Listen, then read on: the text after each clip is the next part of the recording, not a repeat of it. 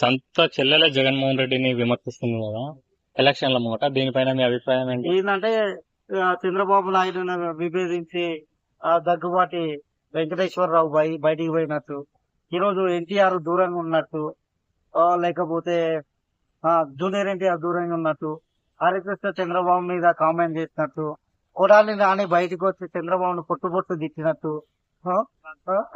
ఇట్లనే అనుకుంటున్నా.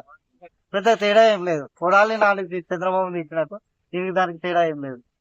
2014 నుంచి 2019 వరకు చంద్రబాబు నాయుడు గారి పరిపాలన మీరు చూశారు, దానిపైన మీ అభిప్రాయం ఏంటండి? ఏముండదు, ఏం చేయలేదు ఆయన ఇప్పుడు కాదు, 2014-19 కాదు. ఆయన కేటీఆర్ దగ్గర నుంచి పార్టీ గుంజుకున్నప్పుడు అంతే, 99లో గెలిచిన తర్వాత అంతే. ఏముండదు. అంటే హైదరాబాద్ లో కట్టినాడు. ఆయన చేసింది ఏంటంటే వ్యవసాయం దండగా అంటాడు, లేకపోతే హిస్టరీ అనే సబ్జెక్ట్ నే తీసేయాలంటాడు ఆయన. ఆయన హిస్టరీయే, అది హిస్టరీ సబ్జెక్ట్ తీసే అలాంటి నాయకుడు ఆయన చంద్రబాబు. జగన్మోహన్ రెడ్డి గారు ఎలక్షన్స్ వచ్చే ముందు ప్రత్యేక హోదా తీసుకొస్తాను, నాకు ఎంపీ స్థానాలు ఇవ్వమని అడిగాడు.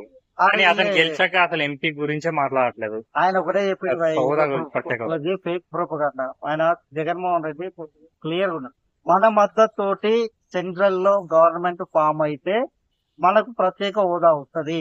ఇన్ కేసు అలాంటి పరిస్థితి లేకుంటే ప్రత్యేక హోదా రాదన్నాడు. ఓవరాల్ గా నెక్స్ట్ సీఎం అంటే ఎవరని చెప్తారు? నేనైతే జగన్మోహన్ రెడ్డి వస్తే ఆంధ్రప్రదేశ్ కు ఒక రాజధాని ఉంటది, ఒక నిర్దేశం అనేది ఉంటది. మళ్ళీ చంద్రబాబుకి వస్తే 2014 ఏడికైతే తిరిగిందో మళ్ళీ అడిగే వస్తుంది.